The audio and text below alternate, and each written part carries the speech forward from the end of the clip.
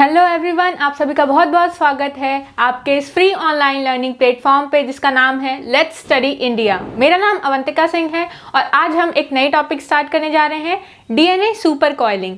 ये first semester की unit 3 का टॉपिक है, डीएनए सुपर कॉइलिंग, यानी कि डीएनए डीऑक्सीराइबोन्यूक्लिक एसिड की सुपर कॉइलिंग।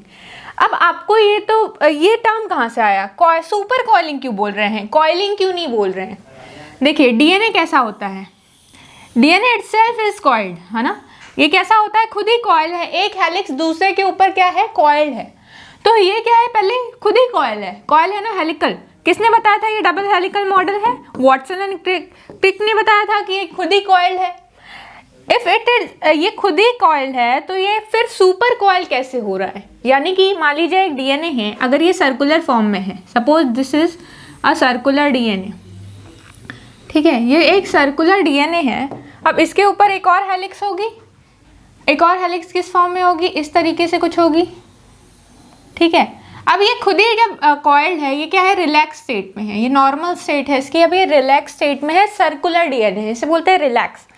अगर ये क्या है, अगर जैसे क्या होता है, प्लास्टिड्स जो होती हैं इन केस ऑफ बैक्टीरियाज, तो ये ऐसे पाई जाती हैं।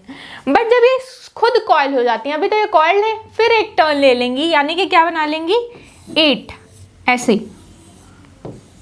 ऐसे या फिर ऐसे, तो इसे कहेंगे कॉइल्ड। मतलब यहाँ हो क्या रहा है, ये डीएनए खुद ही कॉइल हो गया। कैसे कॉइल हुआ है, देखिए, ये डीएनए है, पहले खुद ही कॉइल फॉर्म में है, सर्कुलर है।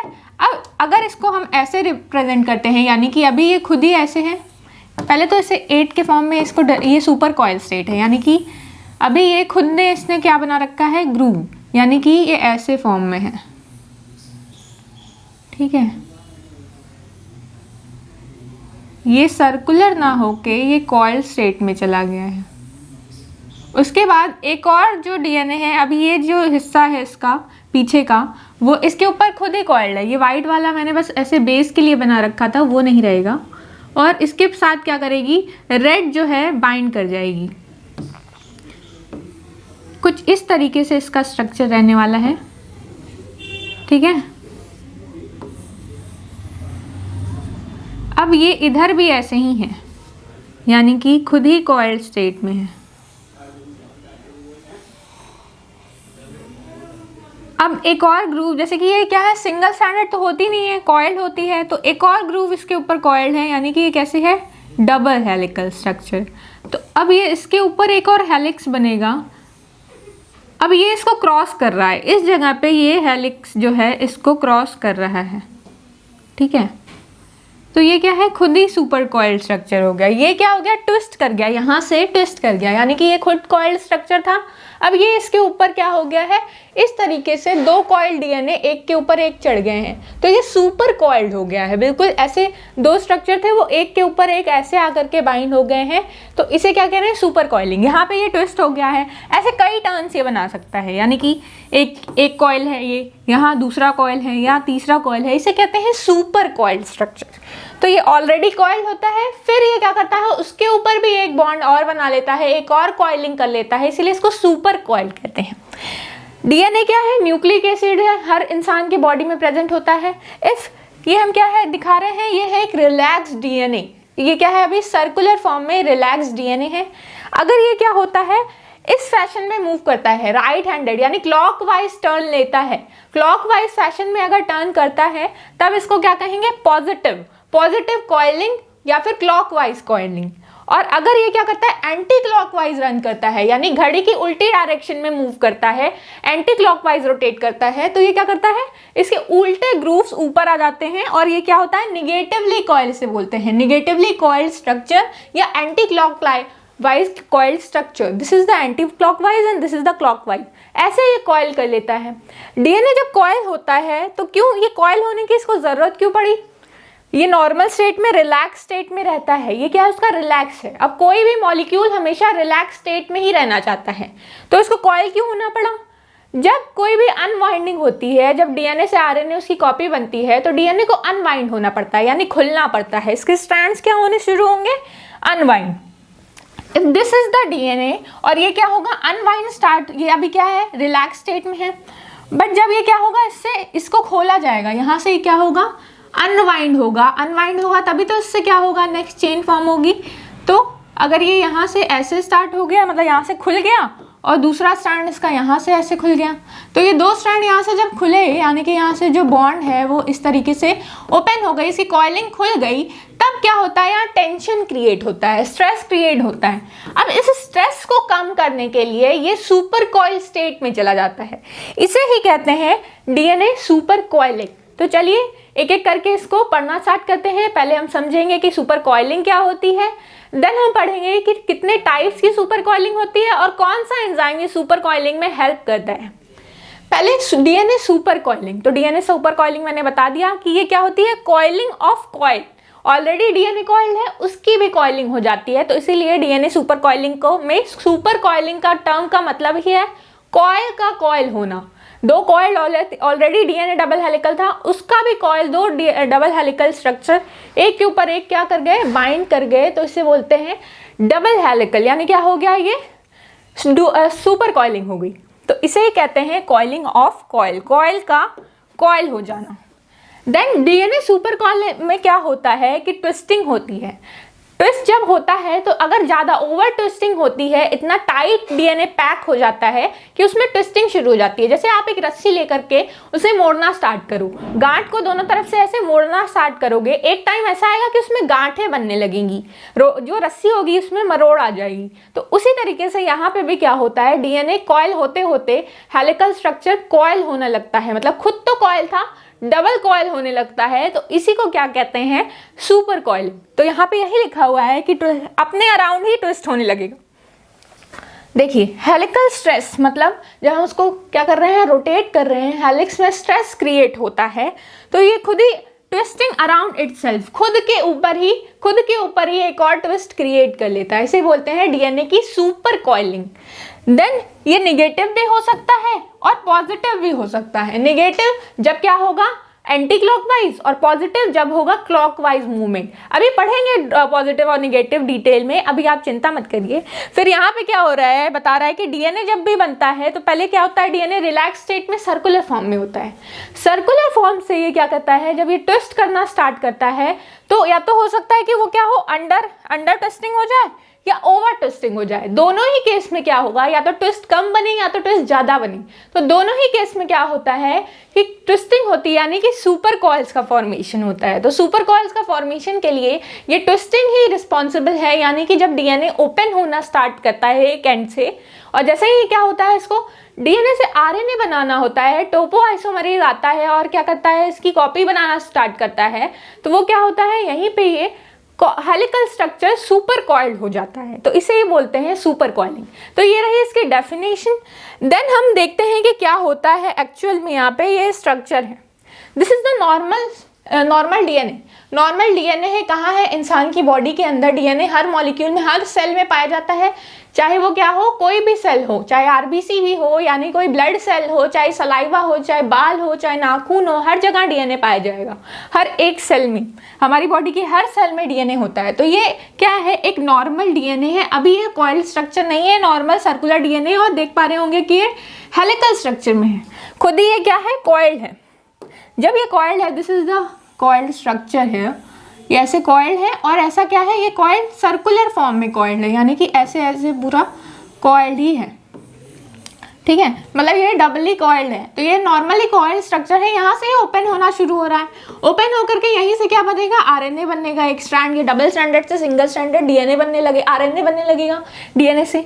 तो जब ये क्या होता है, जब इससे ये खुलता है, यहाँ से ओपन होता है, ये ट्विस्ट कर जाता है, और कुछ इस तरीके से ट्विस्ट करता है कि ये डीएनए का स्ट्रैंड इसके ऊपर आ गया और ये डीएनए का स्ट्रैंड इसके ऊपर आ गया। तो आप देख पा रहे हैं इसको व्हाइट रंग से रिप्रेजेंट किया गया है, ताकि आपको डिफरेंस समझ में आए कि एक स्ट्रक्चर दूसरे के ऊपर क्रॉस कर गया है, ओवरलैप कर गया है, इसी को बोल रहे हैं सुपर कॉइलिंग। ये स्ट्रक्चर है नॉर्मल डीएनए स्ट्रक्चर, जो वाटसन क्रिक ने ऐसे समझाया था।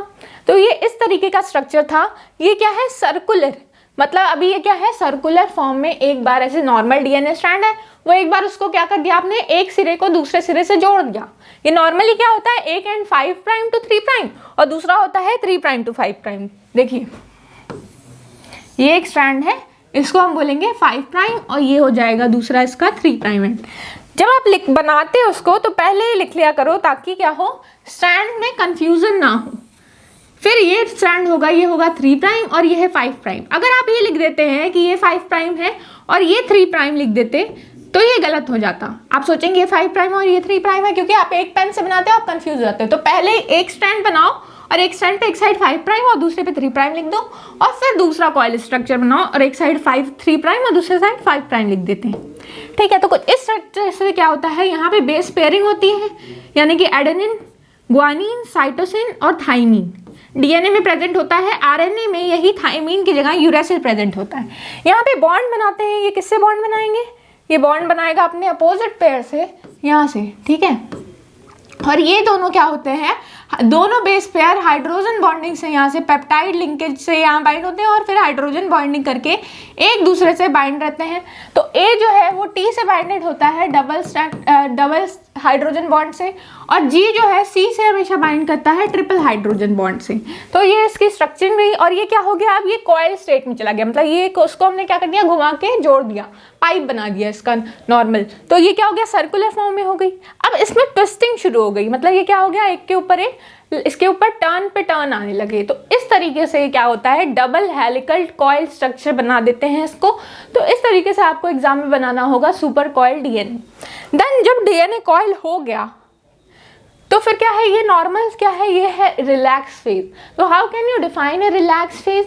रिलैक्स फेज जो होता है, सर्कुलर डीएनए जो प्रेजेंट होता है, जब helical structure of DNA circular form में प्रेजेंट होता है, उसके ऊपर कोई टेंशन नहीं होता है, जब ये पूरा कॉइल्ड है और एक एंड दूसरे एंड से पूरी सर्कुलर फॉर्म में अटैच है, तब इस स्टेट को हम कहते हैं रिलैक्स स्टेट। ठीक है, तो हेलिकल टर्न जो है वो क्या है, एक साइड से दूसरे बेस पेयर अटैच है और हेलिकल फॉर्म में है, तो इसे बोलते हैं रिलैक्स स्टेट। अब ये स्टेट क्या है, इसी को बोल रहे हैं रिलैक्स्ड। ये क्या है, रिलैक्स फॉर्म में है, रिलैक्स स्टेट। अब जैसे ही एक साइड से ओपन होता है, यानी क्या होता है, ओवर ट्विस्टिंग या अंडर ट्विस्टिंग। तो जैसे ही ओवर ट्विस्टिंग होती है तो जो ग्रूव्स हैं, देखिए ये डीएनए है, डीएनए में क्या होता है, एक बनती है मेजर ग्रूव और एक होती है माइनर ग्रूव। ये देखिए ये डीएनए है, if this is a DNA, तो एक बनती है मेजर ग्रूव और एक बनती है माइनर ग्रूव। जो बड़ी होती है, जो ग्रूव बड़ी बनती है उसको बोलते हैं मेजर ग्रूव, और जो ग्रूव छोटी बनती है उसको बोलते हैं माइनर ग्रूव। तो 2 ग्रूव्स बनती हैं। जब ये क्या होता है, ट्विस्ट होने लगता है, जब क्या होता है, बिल्कुल ट्विस्टिंग ऐसी हो जाती है, जब ये स्टेट इसमें कन्वर्ट हो जाता है, ट्विस्टिंग ऐसी कॉम्प्लेक्स हो जाती है, तो ये ग्रूव्स बिल्कुल आसपास आ जाते हैं। और ग्रूव जब ये ओवर ट्विस्टिंग होती है ना, इनकी बहुत ज़्यादा ये ट्विस्टेड हो जाते हैं, कई टर्न्स इसके ऊपर आ जाते हैं, एक के ऊपर एक टर्न, एक के ऊपर एक टर्न, ऐसे टर्न कई ज़्यादा आ जाते हैं जब टर्न, तो इसे बोलते हैं ओवर ट्विस्टिंग। और जब ओवर ट्विस्टिंग होती है तो ये जो गैप बनता है ना, यानी कि ये जो मेजर ग्रूव है वो भी छोटा हो जाता है, तो सारे ग्रूव्स एक दूसरे के पास आ जाते हैं और ग्रूव्स छोटे हो जाते हैं। बट जब अंडर ट्विस्टिंग होती है, अंडर ट्विस्टिंग मतलब ज्यादा ग्रूव्स नहीं बने हैं, एक ही टर्न है या 2 ही टर्न है, तब उस केस में उसको बोलते हैं अंडर ट्विस्टिंग, यानी ज्यादा ट्विस्टिंग नहीं हुई है। और जब अंडर ट्विस्टिंग होती है तब इसी को, ये जो ग्रूव्स हैं, ये अब ग्रूव्स बड़े बड़े बनने लगते हैं। अब ग्रूव्स सारे लंबे लंबे बनेंगे, इनके बीच का डिस्टेंस ज्यादा हो जाएगा, क्योंकि अब ग्रूव्स कम है तो डिस्टेंस भी ज्यादा होगा। तो इस तरीके से इसको क्या बोलते हैं, अंडर ट्विस्टिंग में क्या होता है, ग्रूव्स जो होते हैं वो एक दूसरे से दूर चले जाते हैं। अगर इसको डायग्राम के वे में आप समझना चाहें तो क्या हो रहा है कि अगर ये है अंडर ट्विस्टिंग, एक ही ग्रूव बना है, तो यहाँ पे देख रहे हो कि ये ग्रूव का जो डिस्टेंस है, ये क्या है, ग्रूव एक दूसरे से अपार्ट है। बट मतलब अगर यहाँ पे क्या है, अगर इस केस की बात करते हैं, ये वाला केस है, तो आप समझ जाएंगे। एक और है, मान लीजिए ये कॉइल है, this is the structure of super coil. ठीक है, एक और कॉइल बन गई है इसके ऊपर। तब क्या हो रहा है स्टेट में, ये क्या हो रहा है, ये जो ग्रूव्स है, ये ग्रूव्स पे ग्रूव बनाते जाएंगे, एक और ग्रूव बनेगा, इसके बाद एक और ग्रूव बनेगा। ठीक है, तो इस केस में ये जो ग्रूव्स होते हैं बिल्कुल टाइटली पैक्ड होते हैं, मतलब इन ग्रूव्स के बीच में डिस्टेंस एकदम कम होता जाता है। इस तरीके से ये जो ग्रूव्स हैं ये सारे एकदम कॉम्पैक्ट हो जाते हैं, बिल्कुल ऐसे। ठीक है, मतलब ये इसके ऊपर कॉइल्ड है, ये इसके ऊपर कॉइल्ड है, ऐसे कई कॉइल्स एक के ऊपर एक हैं, तो ये ग्रूव्स जो होते हैं वो छोटे हो जाते हैं, बिल्कुल कॉइल हो जाते हैं। तो यही बताने की कोशिश कर रहा है कि जब केस में क्या होगा, जब ये ज़्यादा ओवर ट्विस्टिंग होगी तो ग्रूव्स पास आ जाए, जब ओवर ट्विस्टिंग होगी तो ग्रूव पास आ जाएंगे, जब अंडर ट्विस्टिंग होगी तो ग्रूव्स खुल के दूर तक फैल जाएंगे, तो ग्रूव्स एक दूसरे के ग्रूव्स में डिस्टेंस जो है वो बढ़ जाएगी। तो यही बताने की कोशिश कर रहा है। फिर एक बात लिखा है कि जब भी हम ये नोटिस करते हैं कि जब भी ट्विस्ट होता है, जब भी ट्विस्ट फॉर्म होता है, ये ट्विस्ट में क्या होता है, एनर्जी चाहिए। ट्विस्ट करने के लिए एटीपी सिंथेसिस जरूरी है, और एटीपी कौन देता है, माइटोकॉन्ड्रिया देता है। तो माइटोकॉन्ड्रिया को हमेशा powerhouse of the cell बोलते हैं, तो वहां से ये एटीपी का सिक्रीशन कराता है। एटीपी की जरूरत होती है कॉइलिंग में, इसको एनर्जी चाहिए कॉइल स्ट्रक्चर में चेंज होने के लिए। कभी भी इसको चेंज होना है रिलैक्स स्टेट से कॉइल स्टेट में तो इसको एनर्जी चाहिए। It needs ATP for super coiling, ठीक है। डीएनए को सुपर कॉइल होने के लिए क्या चाहिए होता है, तो इसको चाहिए होती है एनर्जी। तो ये हमने पढ़ लिया कि अभी क्या सुपर कॉइलिंग क्या होती है। फिर जो अब हम पढ़ेंगे कि जो सुपर कॉइलिंग होती है वो दो तरीके की हो सकती है। जब ये क्या होता है क्लॉकवाइज मैनर में मूव करता है तब इसको बोलते हैं पॉजिटिव कॉइलिंग, यानी कि जो कॉइल स्ट्रक्चर है इसमें देख रहे हैं ये वाला टर्न जो है राइट हैंडेड फैशन में ये टर्न है। राइट हैंडेड फैशन कहने का मतलब ये सीधा हाथ, ये जो सीधा हाथ है वो डोमिनेट कर रहा है और क्लॉकवाइज मूवमेंट करा रहा है। क्लॉकवाइज मूवमेंट मतलब ऐसे 12 से 6 फिर 6 से 12, तो ये क्लॉकवाइज मूवमेंट होती है। तो जब क्लॉकवाइज इनका रोटेशन होता है राइट हैंडेड फैशन में, जब रोटेशन होता है तो ये क्या है, राइट हैंडेड फैशन। तो जब राइट हैंड वाला जो ऊपर आ जाएगा, ये वाली लाइन जब हमेशा राइट हैंड वाली ही ऊपर रहेगी इसके बाद भी, तब इसको बोलते हैं राइट हैंडेड फैशन में ये क्या है, टर्न है, तब इसको बोलते हैं पॉजिटिव सुपर कॉइलिंग। यानी कि राइट हैंडेड फैशन में double helical structure right handedly rotated है, यानी क्लॉकवाइज रोटेटेड है, तब इसको बोलते हैं पॉजिटिव सुपर कॉइलिंग।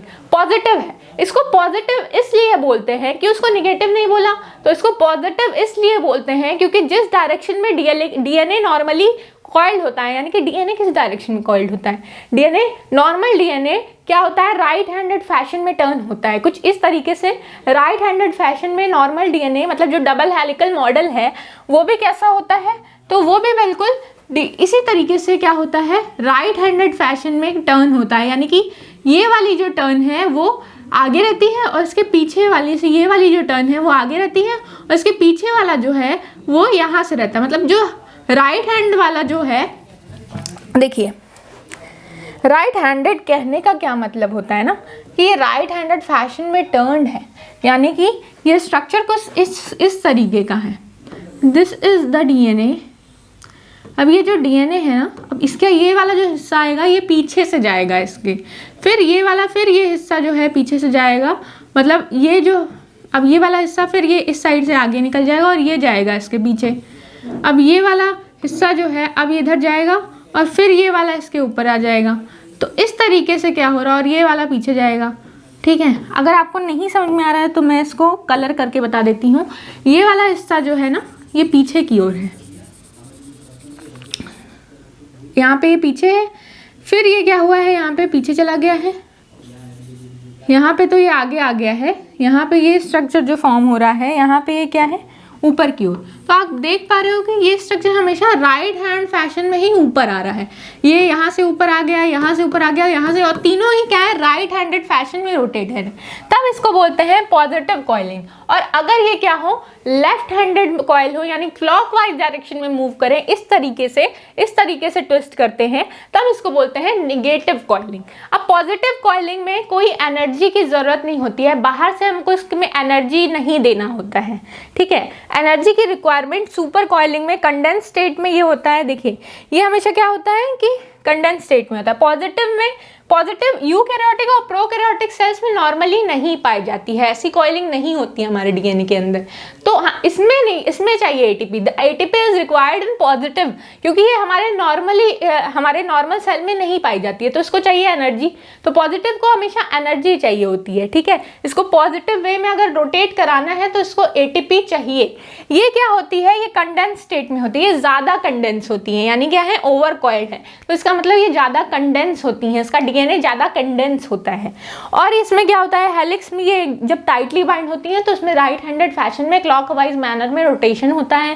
देन अगर हम निगेटिव कॉइलिंग की बात करते हैं तो निगेटिव कॉइलिंग कुछ इस तरीके से होती है, यानी ये वाला जो चेन है वो डोमिनेट है, मतलब निगेटिव एंटी क्लॉकवाइज मूवमेंट करा रहा है। ये वाला चेन जो आप देख रहे हो ये ऊपर है हमेशा, तो जब ये वाला चेन ऊपर है हमेशा, तो ये क्या है, एंटी क्लॉकवाइज रोटेशन कर रहा है, यानी लेफ्ट हैंडेड फैशन में ये क्या है, पाया जा रहा है। लेफ्ट हैंडेड जो डीएनए हेलिक्स है वो डोमिनेंट है, और क्या होता है, ये अपोजिट डायरेक्शन, मतलब डीएनए तो राइटली कॉइल्ड है, मतलब नॉर्मल हेलिक्स में क्या होता है, एक डीएनए के हेलिक्स में हमेशा राइट हैंडेड फैशन में मूव किया रहता है, और ये क्या करा रहा है, उस राइट हैंडेड फैशन को एक के ऊपर एक उल्टे डायरेक्शन में ले जा करके एक के ऊपर ट्विस्ट करा रहा है उल्टे डायरेक्शन में। जब ये ट्विस्ट उल्टे डायरेक्शन में कराता है तब इसको बोलते हैं negative super coiling. Negative super coiling जो टर्म आया है वो आया है लेफ्ट हैंडेड, यानी कि क्या हो रहा है, इसको नॉर्मल डीएनए के स्ट्रक्चर से उल्टे डायरेक्शन में घुमा रहा है ना, इसलिए इसको बोलते हैं negative super coiling. Normal prokaryotes और यूकैरियोट्स यानी कि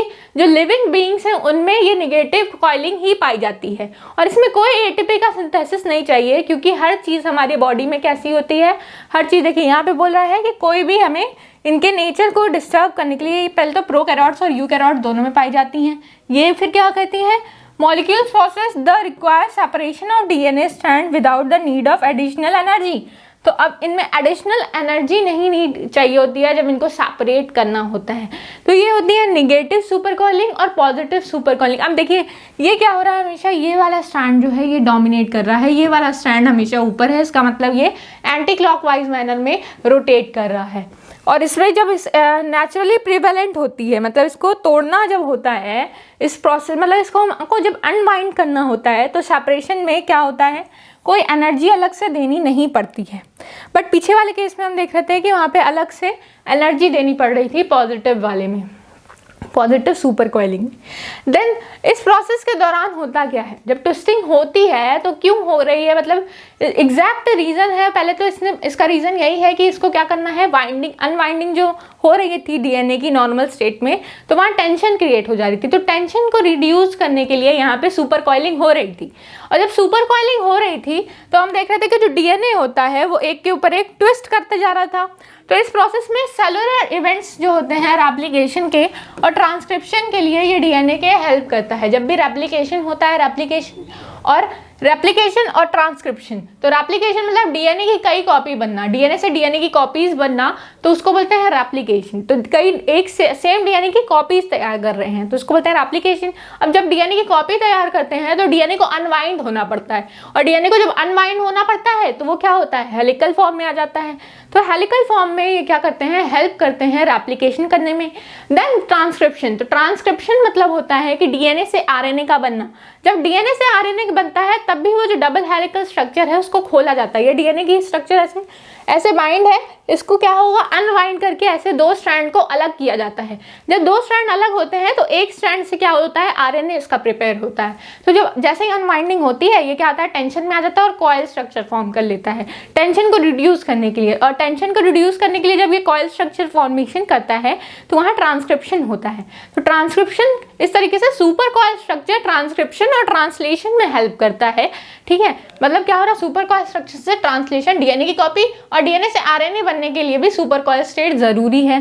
देन क्या होता है कि एक बार डीएनए जब डीएनए जो होता है वो सेपरेट हो जाता है एक दूसरे से, तो जैसे ही ये डीएनए एक दूसरे से सेपरेट होते हैं, जैसे ही ये यहाँ पे क्या हो रहा है, डीएनए एक दूसरे से सेपरेट हो रहे हैं, तो ट्विस्ट नंबर जो होता है, जैसे सेपरेट हो रहे हैं तो ट्विस्ट नंबर घट जाता है, क्योंकि ये खुल रहा है ना। अभी ये ट्विस्टेड था, एक वाइन खुली, तो अब जैसे ये ट्विस्टेड खुला तो जो ट्विस्ट का नंबर है वो रिड्यूस हो गया, घट गया, ट्विस्ट खुल गए ना, तो ट्विस्ट का नंबर घट जाता है।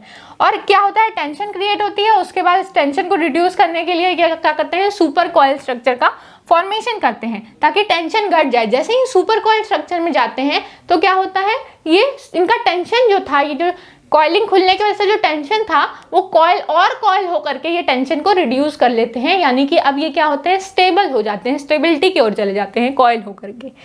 कुछ एंजाइम है, जैसे कि बहुत ही इंपॉर्टेंट एंजाइम है टोपोआइसोमरेज, ये स्ट्रेस को हटाने का काम करती है। स्ट्रेस जब भी होता है डीएनए के अंदर, तो उसमें टोपोआइसोमरेज जो एंजाइम है वही काम करती है, वही स्ट्रेस को कम करती है और रिड्यूसिंग द लिंकेज नंबर, और लिंकेज नंबर को ये घटाने का काम करती है। देखिए अभी आगे पढ़ेंगे आप, लिंकेज नंबर क्या होता है। लिंकेज नंबर जो होता है, कितने बार ये डीएनए एक दूसरे से कितनी जगह पे लिंक है, उसी को बोलते हैं लिंकेज नंबर। एक डीएनए है, डीएनए के अंदर कितनी क्वांटिटी वो लिंक्ड है, जैसे कहने का मतलब है एक डीएनए है, suppose this is a DNA, ये क्या है, एक दूसरे के ऊपर लिंक्ड है। और ये एक और डीएनए इसके ऊपर हम क्या करेंगे, बनाएंगे, और ये कितने बार एक दूसरे से लिंक है इसको हम देखेंगे। जहाँ जहाँ पे ये डीएनए एक दूसरे से लिंक हो रहे हैं उसी स्टेट को हम क्या बोल देंगे, उसी स्टेट को हम बोल देंगे कि ये क्या है, लिंकेज नंबर है इसकी। अब लिंकेज नंबर किस तरीके से हम दिखाते हैं, हमेशा लिंकेज कितने जगह पे ये जो दो डीएनए हैं वो एक दूसरे से सेपरेटेड नहीं है, मतलब यहाँ पे जुड़ रहे हैं, जहाँ पे जैसे ही जुड़ेंगे उसको क्या बोल देंगे, लिंकेज का एरिया है, ये दोनों यहाँ पे लिंक कर रहे हैं, ठीक है। तो इस तरीके से ये दोनों लिंक हैं। अब जगह जगह पे जहाँ जहाँ ये लिंकेज है उस जगह पे इसको बोलते हैं। अब कितने जगह लिंक है, एक जगह यहाँ लिंक हो रहा है 1, देन यहाँ पे लिंक हो रहा है 2, यहाँ लिंक हो रहा है 3, यहाँ 4, जहाँ जहाँ ये जुड़े हैं 5, 6, 7, 8, 9, ये यहाँ हो जाएगा, तो एक है 10, तो टोटल 10, यहाँ पे एक भी है 11, तो टोटल यहाँ पे इस डीएनए में 11 लिंकेज है। इसी को बोलते हैं लिंकेज नंबर, कितने बार ये लिंक्ड है। तो टोपोआइसोमरेज इसी लिंकेज नंबर को घटाने का काम करता है। टोपोआइसोमरेज ये एक एंजाइम है जो लिंकेज नंबर को रिड्यूस करने का काम करती है। ये डीएनए अब किसी भी स्टेट में रहेगा, डीएनए किसी भी स्टेट में रहे, चाहे नॉर्मल फॉर्म में है, रिलैक्स स्टेट में है, अब ये क्या फिर है, कॉइल स्टेट में है, तो किसी भी स्टेट में अगर ये डीएनए है तो इसका लिंकेज नंबर जो है ना वो कभी भी चेंज नहीं होता है, it is always constant. Linkage number 11 ही रहेगा। अब ये टर्न भी कर जाएगा ना, ट्विस्ट एंड टर्न, तो भी ये लिंकेज नंबर जो है वो इतने ही रहने वाले हैं। ये हेलिक्स तो नहीं टूट जाएगी ना, उसके हेलिक्स जहाँ से क्रॉस किया डीएनए की, उसके ट्विस्ट एंड टर्न करने से हेलिक्स तो टूट नहीं जाएगी, बट इस हेलिक्स को तोड़ने का काम कौन करता है, टोपोआइसोमरेज। आगे हम लोग पढ़ेंगे कि कैसे ये काम करता है। अभी के लिए जान लेते हैं कि टोपोआइसोमरेज इस लिंकेज नंबर को कम करने का, रिड्यूस करने का काम करते हैं। देन हम पढ़ेंगे कि इस लूप्स के बारे में एक मैथमेटिकल इक्वेशन दी गई। ये लूप्स हैं, इसमें लिंकेज नंबर कैसे हम निकाल सकते हैं, ट्विस्ट नंबर कितने हैं वो कैसे निकाल सकते हैं, उसके लिए एक मैथमेटिकल इक्वेशन दी गई। फिर से साइंस में आ गया हमारा मैथ। लिंकेज नंबर क्या होता है कि एक डीएनए दूसरे डीएनए से कितने बार लिंक्ड है, यानी दो हेलिकल स्ट्रक्चर है वो कितने बार लिंक है। Suppose this is the formula here, ये फॉर्मूला यहाँ पे यूज हो रहा है। इस फॉर्मूले में ये क्या है, LK is the linkage number. LK मतलब लिंकेज, और लिंकेज नंबर कितना है वो रिप्रेजेंट कर रहा है। अगर ये क्या है, एक डीएनए है, दिस इज द डीएनए, ये डीएनए है, यहाँ पे एक ये स्ट्रक्चर फॉर्म हो रहा है, यहाँ एक स्ट्रक्चर हो रहा है, इसी को हम बोल रहे हैं लिंकेज नंबर। जहाँ पे ये डीएनए इस डीएनए से लिंक कर रही है, ये डीएनए एक डीएनए दूसरे के ऊपर जहाँ पे क्रॉस ओवर करती है, इसी को बोलते हैं linkage number. Then twist number, तो कितने बार ये जो लिंक है, यही ट्विस्ट नंबर भी यही है। अब आप कहोगे मैम जितने बार लिंकेज है उतने बार ही तो ट्विस्ट भी होगा, तो हाँ, जितने बार लिंकेज होती है उतने बार ट्विस्ट भी होता है। These are the similar things, ठीक है। ट्विस्ट नंबर कितने बार वो डीएनए ट्विस्ट हो रहा है, ये ट्विस्ट है। अब एक और ट्विस्ट होता यहाँ पे, तो ये क्या हो जाता है, ये 3 और ये 4, तो ये ट्विस्ट नंबर भी उतना ही और लिंकेज नंबर भी उतना ही है। रित क्या होती है, अब ये जैसे सर्कुलर स्ट्रक्चर है वो कितने बार एक के ऊपर एक रोटेट कर रहा है, ये है हमारा ट्विस्ट नंबर। कितना सेंटर एक्सिस, कितना सेंट्रल एक्सिस, ये क्या है, सेंट्रल एक्सिस है ना दो डीएनए की, तो ये कितना सेंट्रल एक्सिस क्या कर रहा है, क्रिएट कर रहा है। अब ये खुद ही डबल स्टैंडर्ड है और कितने बार ये लूप बना लिया, यानी कि ये देखिए अब ये डीएनए खुद एक के ऊपर, ये है हमारा टर्नओवर नंबर या यही है लिंकेज नंबर, ये है लिंकेज नंबर या इसी को क्या बोलेंगे, ट्विस्ट नंबर। ये देखिए ये कितने बार एक दूसरे के ऊपर एक ट्विस्ट हो रहा है, बट ये सेंटर में जहाँ पे एक दूसरे के ऊपर ये क्रॉस हो रहा है, ये एक के ऊपर एक क्रॉस हो रहा है, एक के ऊपर एक क्रॉस हो रहा है, या जितने बार ये क्रॉस हो रहा है एक के ऊपर एक, इसी क्रॉस को हम बोलते हैं रित, ठीक है। तो ये होती है रित, कितने नंबर कितने ग्रुप्स इसमें फॉर्म हो रहे हैं उसी को हम बोलते हैं रित, ठीक है। तो अब ये फॉर्मूले को हम क्या रिप्रेजेंट करते हैं, लिंकेज नंबर। अब जैसे सपोज करिए कि एक डीएनए था और ये एक डीएनए था। अब मान लीजिए इस डीएनए के अंदर जो ट्विस्ट थी टोटल, वो ट्विस्ट कितनी थी, 9, ठीक है। अब ये जो लिंकेज कितनी थी टोटल, मान लीजिए इसके अंदर पूरी जो लिंकेज हमने गिनी थी वो थी 9। तो linkage number is always constant, linkage number हमेशा फिक्स रहता है, कभी भी चेंज नहीं होता है। कुछ केस में टोपोआइसोमरेज इसको चेंज कर देते हैं, वो हम पढ़ेंगे आगे कैसे चेंज कर देते हैं। तो दिस इज द 9। अब यहाँ पे ट्विस्ट नंबर जो है, अब यहाँ पे क्या होगा, अनवाइंडिंग होगी। ये डीएनए में जैसे ही यहाँ पे अनवाइंडिंग होगी, देखिए ये स्ट्रक्चर ऐसे खुल जाता है ना, जब भी इसका क्या होता है, इसकी रेप्लिकेशन स्टार्ट करते हैं। जैसे ही इसमें क्या होती है, अनवाइंडिंग होनी स्टार्ट होती है, तो ये डीएनए क्या करता है, ओपन हो जाता है। जैसे ही ये डीएनए यहाँ पे ओपन खोल दिया गया है, यहाँ पे जैसे ही खुला है, ये क्या करता है, ऐसे ट्विस्ट फॉर्म कर लेता है, ट्विस्ट के फॉर्म में आ जाता है। जैसे ही ट्विस्ट के फॉर्म में आता है, अब क्या हो रहा है, यहाँ से एक हेलिकल स्ट्रक्चर खुल गया, ट्विस्ट नंबर खुल गया। बट ये मैंने कहा कि ये तो फिक्स रहेगा, तो ये क्या है, कितने बार यहाँ पे ट्विस्ट ये किया है, तो एक कम हो गया, ट्विस्ट नंबर एक कम हो गया। बट एक बार ये ट्विस्ट खुला तो ये रोटेट कर गया, तो ये जो रिथ था, रिथ कितना बन गया, ये ट्विस्ट खुलने की वजह से 1। तो दोनों को ऐड करने के बाद कितना आएगा, 1। ठीक है। अब जैसे ये राइट हैंडेड फैशन में ट्विस्ट करता है, जब भी ये राइट हैंडेड मैनर में ट्विस्ट करेगा तो रिथ नंबर क्या हो जाएगा, हमेशा +1। बट अगर ये लेफ्ट हैंडेड मैनर में ट्विस्ट करेगा तब रिथ नंबर हो जाएगी हमारी -1। ठीक है। जब भी ये लेफ्ट हैंडेड कॉइलिंग करता है, यानी निगेटिव कॉइलिंग करता है, तो रिथ हो जाती है -1 या -2, जितने बार भी उसने कॉइल किया हो। जैसे एक बार क्या किया, कॉइल किया, या दूसरी बार कॉइल किया, या तीसरी बार किया, 3 बार अगर कॉइल कर गया है यहाँ, यहाँ और यहाँ, तो ये -3 हो जाएगा, दिस विल बिकम -3। और अगर क्या हो रहा है कि ये राइट हैंडेड मैनर में, ये क्या होता, राइट हैंडेड मैनर में कॉइल होता, तो ये हो जाता +3। ठीक है। तो रिथ नंबर डिपेंड करता है कि किस डायरेक्शन में ये क्या है, ट्विस्टेड है। अब ये ट्विस्टेड नंबर क्या हो गया, ये ऐड करने पे आ गया यहाँ पे +1। अगर क्या होता है, 2 ट्विस्ट खुलता, अगर ये क्या होता है, 2 बैंड इसके खुल जाते, जैसे यहाँ तो एक ही खुला था, अब इसका क्या हो रहा है, 2 बैंड अगर खुल रहे हैं एक डीएनए के अंदर, तो ये क्या करेगा, अब 2 ट्विस्ट बना लेगा। इसका मतलब इसको लिंकेज नंबर कांस्टेंट रखना है। इसका मतलब 2 ये खुले तो कितना हो गया, 9 से 7 हो गया, 2 खुल गए। तो जैसे ही ये ट्विस्ट नंबर 2 खुल गए तो ये हो गया 7। और ट्विस्ट कितने हो जाएंगे, ये पहले 1 हो रहा था, अब 2 ट्विस्ट हो जाएंगे, यानी क्या हो जाएगा, 2 बार ये ट्विस्ट हो जाएगा। जैसे ही ये 2 बार ट्विस्ट होगा ना, तो ये क्या होगा, अब जितने जैसे 2 बार ट्विस्ट हो गया, तो यहाँ पे ये नंबर कितना हो जाएगा, 2, और 7 + 2 कितना हो जाएगा, तुरंत 9। तो इस तरीके से ये लिंकेज नंबर जो है हमेशा कांस्टेंट रहता है। जितना ये ट्विस्ट खुलता है उतने बार ये लिंकेज नंबर क्या करता है, जितने बार ये ट्विस्ट खुलता है उतने बार ये रिथ जो होती है और एक टर्न ले लेती है, ताकि ये नंबर जो है वो कांस्टेंट रहे। ठीक है। तो इन दोनों का सम जो होता है वो लिंकेज नंबर होता है। कितने बार ट्विस्ट और कितने बार टर्न हो रहे हैं, इन सबको मिला करके ये क्या हो रहा है, लिंकेज नंबर बनाता है। अगर यहाँ पे क्या होता है, ये निगेटिव कॉइलिंग करता, अब निगेटिव कॉइलिंग करता, अगर इस केस में हम देखते हैं कि जब निगेटिव कॉइलिंग होती है, यानी कि ये 7 था और यहाँ क्या हो जाता -2। अब -2 यानी कि लेफ्ट हैंडेड मैनर में कॉइलिंग हुई। इसका मतलब यहाँ पे कॉइलिंग जो है वो जितनी थी पहले थी, जितनी उससे क्या हो जाएगी, बढ़ जाएगी कॉइलिंग। जब कॉइलिंग बढ़ती है तब क्या होता है, कॉइलिंग बढ़ती है तो लेफ्ट हैंडेड ट्विस्टेड मैनर में कॉइलिंग होती है। जब कॉइलिंग ट्विस्ट यहाँ पे बढ़ते हैं, ट्विस्ट जो है हेलिकल्स में जो ट्विस्ट है वो बढ़ जाते हैं, तब लेफ्ट हैंडेड रोटेशन में कॉइलिंग होती है।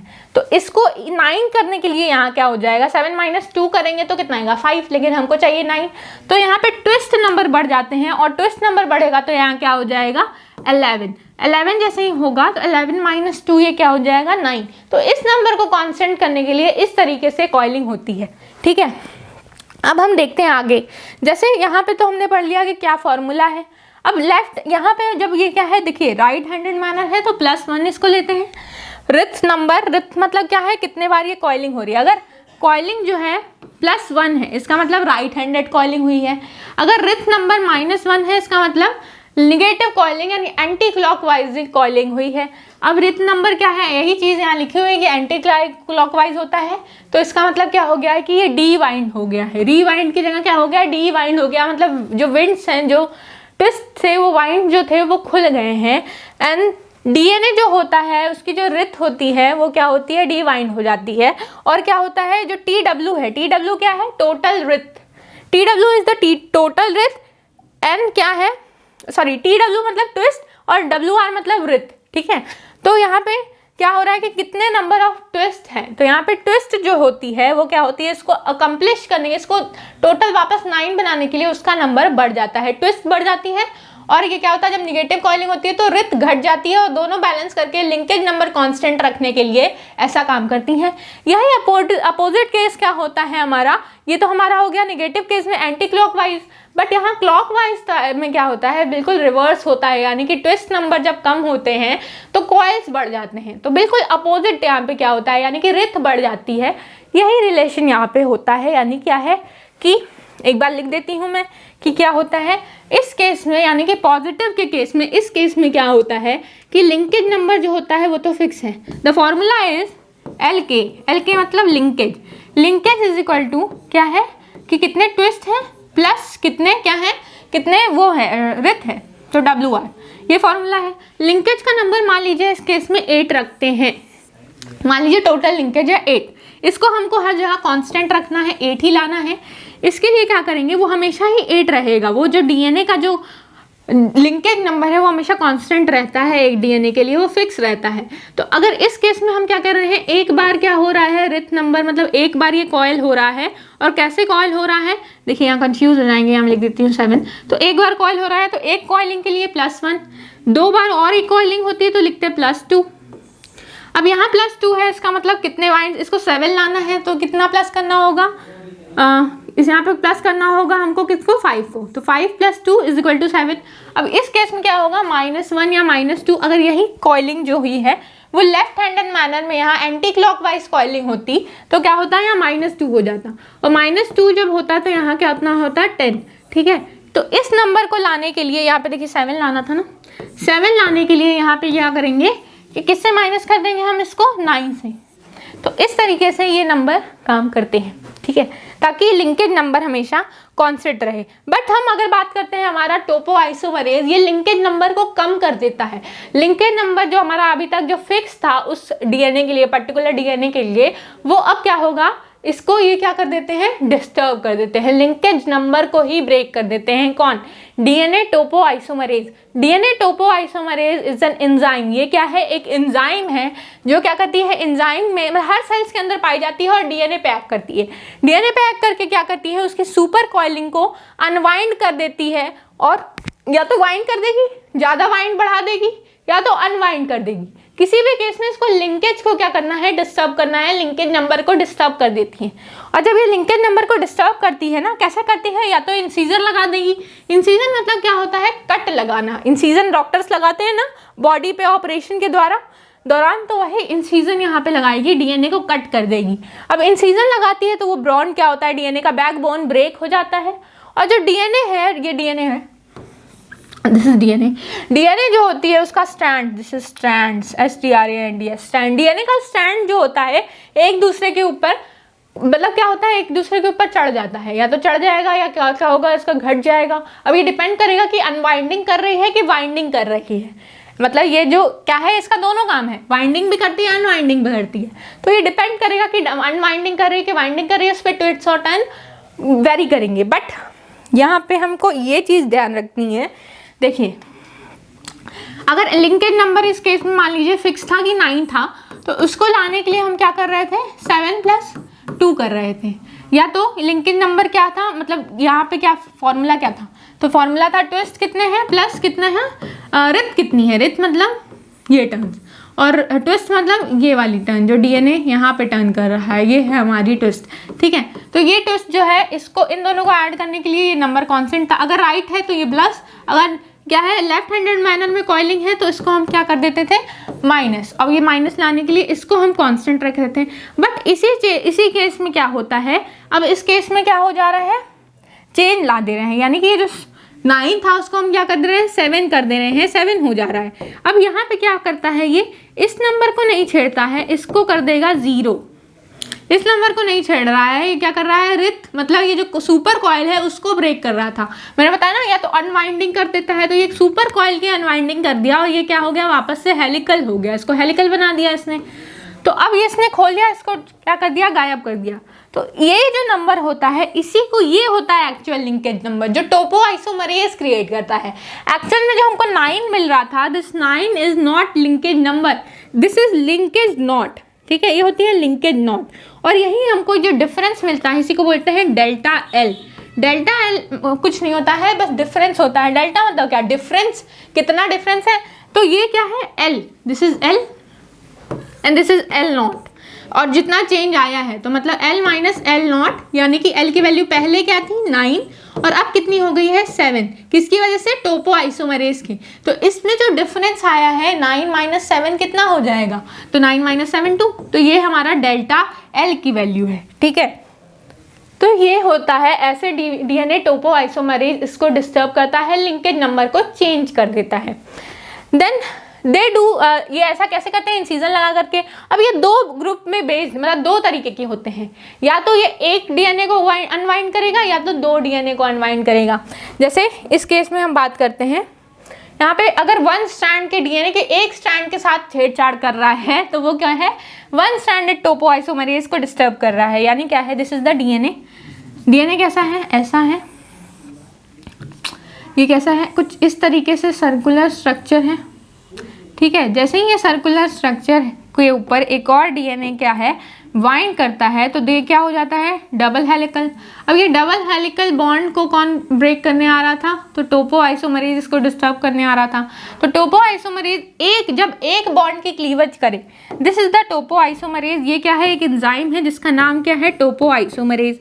टोपो आइसोमरेज, टोपो आइसोमरेज क्या करेगी, इसको क्लीव करने आएगी जब ये एक बॉन्ड को बस छेड़ती है, मतलब बस एक बॉन्ड की ब्रेकेज करेगी, ठीक है। तो ये क्या होगा, यहाँ पे इंसिजन कट लगाएगी। जैसे ही यहाँ पे इंसिजन कट लगाएगी ये बॉन्ड हो जाएगा ब्रेक। अब ये जब एक ही स्ट्रैंड को डिस्टर्ब कर पाए, यहाँ से एक इंसिजन लगा दिया, यहाँ से इंसिजन लगा दिया, यहाँ से इंसिजन लगा दिया, जब एक ही बॉन्ड में इंसिजन लगा पाती है तब इसको बोलते हैं वन स्ट्रैंडेड को डिस्टर्ब कर सके। बट अगर जो होती है टोपो आइसोमरेज जो दोनों स्ट्रैंड पे काम करती है, जो दोनों स्ट्रैंड पे काम करती है, यानी दोनों में क्लीवेज करा सकती है, उसको हम क्या बोलेंगे, उसको बोलेंगे टोपो आइसोमरेज सेकेंड। यह है टोपो आइसोमरेज फर्स्ट जो बस एक बॉन्ड को क्लीव करा पाए, और जो ये क्या है टोपो आइसोमरेज सेकेंड जो इसको भी यहाँ से क्लीव करा सके और ब्लू वाले यानी दूसरे स्ट्रैंड को भी ब्रेक करा सके, इस स्ट्रैंड को भी क्लीव करा सके तो इस स्ट्रैंड को भी क्लीव करा सके। यहाँ क्लीवेज करा पा रही है तो यहाँ पे भी क्या करे, बॉन्ड को ब्रेक कर सके। यानी कि क्या हो रहा है, ये दोनों बॉन्ड को दोनों ही को ब्रेक कर पाती है, तब इसको बोलते हैं, क्या बोलते हैं इसको बोलते हैं टोपो आइसोमरेज सेकेंड। जब दोनों स्ट्रैंड्स को क्या करे, ब्रेक कराए तो टोपो आइसोमरेज सेकेंड, और जब एक ही को क्लीव कराती है तब उसको बोलते हैं टोपो आइसोमरेज फर्स्ट। तो यह है टोपो आइसोमरेज फर्स्ट। इसमें बेसिक डिफरेंस क्या है कि इसमें एटीपी इंडिपेंडेंट है। टोपो आइसोमरेज फर्स्ट को एक ही बॉन्ड तोड़ रहा है, इसको कम मेहनत करनी है ना, तो ऐसे याद कर लो, इसको कम मेहनत करनी है तो इसको एटीपी नहीं चाहिए, तो ये एटीपी इंडिपेंडेंट होती है, इसको एटीपी नहीं चाहिए। बट एक एक्सेप्शन है जो एक एक्सेप्शन ऐसा है टोपो आइसोमरेज का जो क्या करता है, एक्सेप्शन क्रिएट करता है। यानी कि एक है रिवर्स गायरेज, ये क्या करती है, इसको एटीपी की जरूरत होती है, ऑल्दो ये एक ही बॉन्ड पे एक्ट करता है, एक ही बॉन्ड को क्लीव कर पाता है, यानी एक ही स्ट्रैंड को क्लीव कर पाता है, बट एक स्ट्रैंड की क्लीव करने के बाद भी इसको एटीपी की जरूरत होती है, तो एक्सेप्शन है रिवर्स गायरेज, ठीक है। देन मतलब गा के इरेज कर रहा है इसलिए गायरेज नाम है, और ये एक्सेप्शन है। देन मैकेनिज्म हमारा क्या है कि जो बैंड है उसमें एक स्ट्रैंड को जब ब्रेक करता है तब उसमें क्या होता है कि ये क्या करता है, हेल्प करता है। और एक स्ट्रैंड कब ब्रेक होता है, एक स्ट्रैंड तभी ब्रेक होता है जब हम या तो डीएनए की रेप्लिकेशन कर रहे होते हैं या डीएनए की ट्रांसक्रिप्शन कर रहे होते हैं। तो हमारे बॉडी में ज़्यादातर ट्रांसक्रिप्शन डीएनए से बनता है, या क्या होता है उससे या तो ट्रांसक्रिप्शन बन रहा है या तो क्या हो रहा है, रेप्लिकेशन, डीएनए की कॉपीज तैयार हो रही है, या डीएनए से आरएनए होता है। कभी कभी क्रोमोसोम्स में भी क्या होते हैं, दो डॉटर सेल्स बनाने के लिए क्रोमोसोम्स यानी सेल डिवीजन में इसकी जरूरत पड़ती है, तो सेल डिवीजन में दोनों बॉन्ड का ब्रेक होता है, यानी हम इसको टोपो आइसोमरेज सेकेंड में एग्जाम्पल पढ़ेंगे। तो यहाँ पे क्या है कि ये रेप्लिकेशन और ट्रांसक्रिप्शन, जैसे क्या होता है ना कि ये डीएनए है, दिस इज द डीएनए। अब ये क्या होगा, ये डीएनए खुलता है। अब डीएनए खुल के यहाँ पे बीच में क्या होता है ना, ये अनवाइंड होता है। अब डीएनए का एक पोर्शन जब यहाँ से क्या होता है, अनवाइंड होना स्टार्ट होता है, तो अनवाइंड यहाँ से होता है और ये बनाता है यहाँ से, ये क्या हुआ, ये एक बॉन्ड को ब्रेक कर देगा, यानी यहाँ से जो बाइंडिंग हुई थी, ऐसे टर्न लिया था दूसरा वाला, ऐसे था ना, तो इसको इसने क्या किया, ब्रेक कर दिया, और ये ब्रेक करा के इसको यहाँ पे क्या होता है, लाइगेज एंजाइम से जोड़ देता है। बट इस वाले बॉन्ड में कोई चेंज नहीं आया, तो जब एक बॉन्ड से अब यहाँ से बनना स्टार्ट होगा आरएनए जब इससे बनने लगेगा तो यहाँ पे एक बॉन्ड के बस ब्रेकेज की या फिर यहीं से एक और डीएनए की कॉपी बनने लगेगी, यानी रेप्लिकेशन होने लगेगा, तो एक ही स्ट्रैंड छेड़ा जा रहा है। इसका मतलब ये क्या है, टोपो आइसोमरेज फर्स्ट, इसको एटीपी नहीं चाहिए। देन दूसरा है हमारा टोपो आइसोमरेज सेकेंड, इसको एटीपी चाहिए। ये दो बॉन्ड को तोड़ रहा है ना, दो स्ट्रैंड को तोड़ रहा है, बॉन्ड नहीं स्ट्रैंड, दो जब स्ट्रैंड को ब्रेक कर रहा होता है, दोनों स्ट्रैंड को क्या करता है, डिस्टर्ब करता है, तो इसको एटीपी की जरूरत होती है, तो इसको बोलते हैं टोपोआइसोमरेज सेकेंड। और ये कहाँ काम आता है, ये क्रोमोसोम फॉर्मेशन में काम आता है, क्रोमोसोम कंडेंसेशन में काम आता है। क्रोमोसोम जब कंडेंस होते हैं एक के ऊपर एक, क्रोमोसोम के ऊपर जब कंडेंस होने लगता है, डीएनए बाइंड होने लगता है, कई सारे डीएनए होते हैं ना क्रोमोसोम के ऊपर बाइंडेड, तब यहाँ पे ये क्या होता है, यहाँ पे कौन काम आता है, टोपोआइसोमरेज सेकेंड। और एक सेल से जब डॉटर सेल्स का फॉर्मेशन होता है सेल डिवीजन के दौरान, जब डॉटर सेल बनती है ना सेल डिवीजन के दौरान, 2 सेल या 4 सेल डिपेंडिंग अपॉन की माइटोसिस हो रहा है कि मियोसिस, तो वहाँ पे जो डबल स्टैंडर्ड को जो है डिस्टर्ब कौन करता है, तो वहाँ पे टोपोआइसोमरेज ये काम करता है। यानी टोपोआइसोमरेज जो है वो इंपॉर्टेंट एंजाइम है। ये कहाँ कहाँ काम आ रही हैं, ये काम कर रही है, यानी super coiling is very important replication के लिए, ट्रांसक्रिप्शन के लिए, डॉटर सेल्स के क्रोमोसोमल फॉर्मेशन के लिए, साथ साथ क्रोमोसोम्स की क्या कर रही है, क्रोमोसोम्स का फॉर्मेशन करने के लिए ये काम आते हैं। इसी के साथ आपका ये टॉपिक खत्म होता है, मिलते हैं नेक्स्ट टॉपिक के साथ। टिल देन पढ़ाई करते रहिए। Thank you very much.